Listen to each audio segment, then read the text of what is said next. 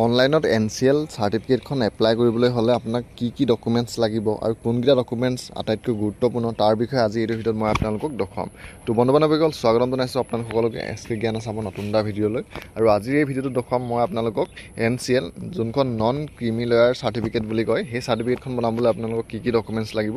তো প্ৰথম আপোনালোকে ইয়াত ধৰি দিছে NCLখন এপ্লাই কৰিবলৈ হ'লে আপোনাৰ যোনখন পাৰ্মানেণ্ট ৰেচিডেণ্ট চাৰ্টিফিকেট PRC হয় সেই PRCখন লাগিব। আৰু 2 নম্বৰতে লাগিব আপোনালোকৰ OBC বা MOBC যোনখন কাষ্টৰ চাৰ্টিফিকেট হয় সেই কাষ্টৰ চাৰ্টিফিকেটখন। আৰু 3 নম্বৰ ডকুমেণ্টছটো হৈছে আপোনালোকৰ যোনখন ইনকাম চাৰ্টিফিকেট হয় পেৰেণ্টছৰ সেইখন লাগিব।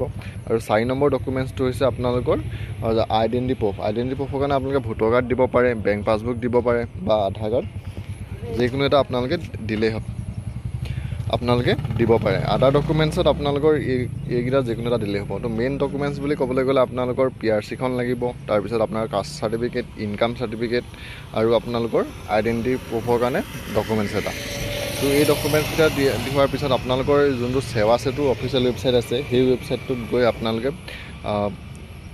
যোনখন আপোনালোকৰ NCL হয় সেই NCLৰ কাৰণে আবেদন কৰিব পাৰিব। তো সেৱা সেতুত যোৱাৰ পিছত আপোনালোকৰ সন্মুখত এনেদৰে আহিব। তো ইয়াত আপোনালোকে অলপ তললৈ আহিব, তললৈ আহিলে দেখিব যে এটা চাৰ্চৰ অপশ্যন আছে, চাৰ্চত ক্লিক কৰিব আৰু ইয়াত চাৰ্চ কৰিব নন